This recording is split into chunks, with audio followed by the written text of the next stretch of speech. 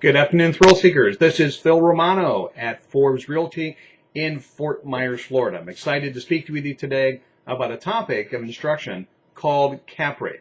Cap rate is short for capitalization rate, and basically capitalization means return of investment.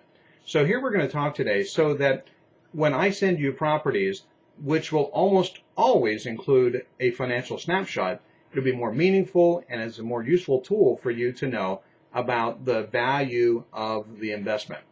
So first of all, let's talk about, in order to meaningful conversation about cap rate, we have to know one more thing, which is NOI, or net operating income. These two numbers and these two values are very important for you to properly analyze any real estate investment. So let's get right into it. First of all, as the attachment, you'll see that I've included a financial snapshot to use as an example. So let's talk about that. Net operating income is the value after all incomes and all allowed expenses are calculated. So that resultant number does not include mortgage payments or interest payments, but it does give a cash-on-cash return. So why cap rate is important is because the cap rate takes into account as how many years it will take for an investor to regain the investment that they laid out. It's very simple. And knowing that will allow a buyer, an investor, to determine how good an investment it is. So first of all, let's take a look at. Remember, the NOI is all incomes minus all allowable expenses that are and also the vacancy rate. So expenses are like insurance, property taxes, maintenance, owner-paid utilities, and management fees. Items that are not included, not to be included, are sellers' personal expenses, capital improvements like central air conditioning replacements, tile, new carpeting, or roof replacements. Basically, non-recurring items are excluded. So we're going to set up a little example. First of all, an example is, let's say there's a purchase price of $100,000 and the net operating income is $10,000. Do the math, the cap rate would be 10%, meaning that 10% of the purchase price is returned back to the investor as net operating income each year. Of course, that is if incomes and expenses remain the same. So that would mean that at a cap rate of a $100,000 purchase of a 10% cap rate, then it would take 10 years for the investor to realize all of their investment back. So let's take a look at that then. So it's 10 years. So what if the cap rate was 15%? How many years would that be?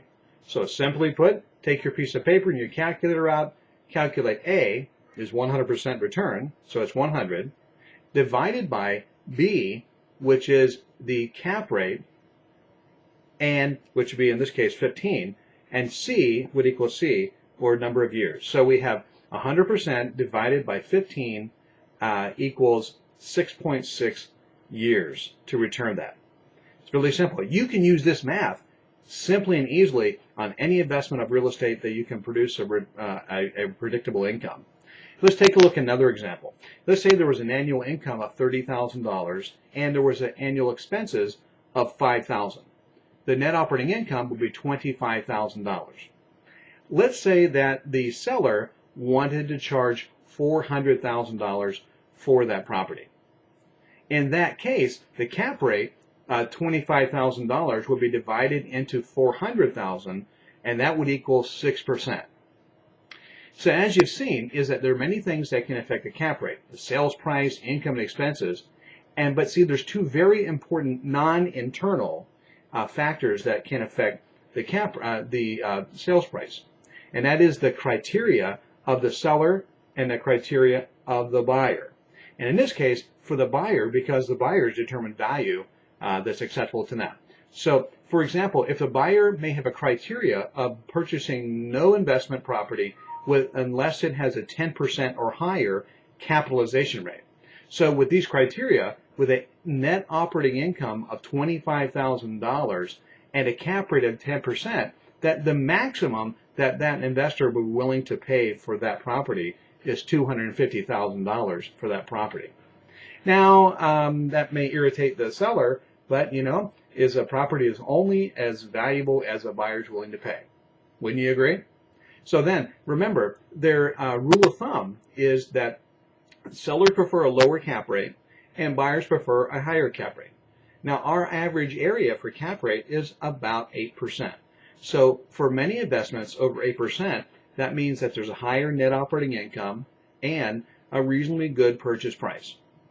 Now, if you're the seller, in order to get your cap rate up to say 9%, so investors will at least look at the property, the operating income needs to be higher. Okay, so or the sales price needs to be lower. Okay, and so if income expenses are accurate, you can reverse the equation and find out what the sales price should be in order to meet a 9% cap rate. So you can see it's all about math. And so let's look at this again. So a $25,000 net operating income divided by 9% cap rate is $277,000 and change of a necessary sales price. It might likely frustrate the seller, but as we said before, that its only value for the property is what a bona fide, ready, willing, and able buyer is willing to pay for it.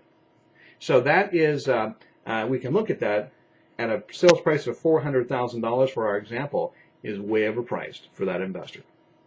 So when you receive a message from me about a property that we're promoting to you in terms of a duplex or multifamily or even a single family home, make sure and look at this at what the capitalization rate is, because that's a good tool for you to determine if it deserves your attention. And of course, we'll always be just one short phone call away and to answer any questions. You can send any questions or an email to phil@swflhome.net, or you can call my handy dandy telephone right here at 239-218-2441. So this has been a snapshot for cap rate and live with passion.